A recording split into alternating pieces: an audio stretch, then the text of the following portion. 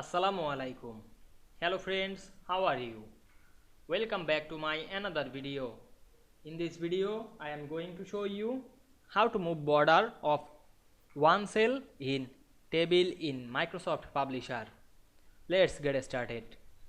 Firstly, we have to open a publisher document. Now we want to move border of one cell in this table. Select a cell, then go to the home menu, then click cut option, then go to the another cell and click paste. Then we can see we move border of one cell or data in this table very easily.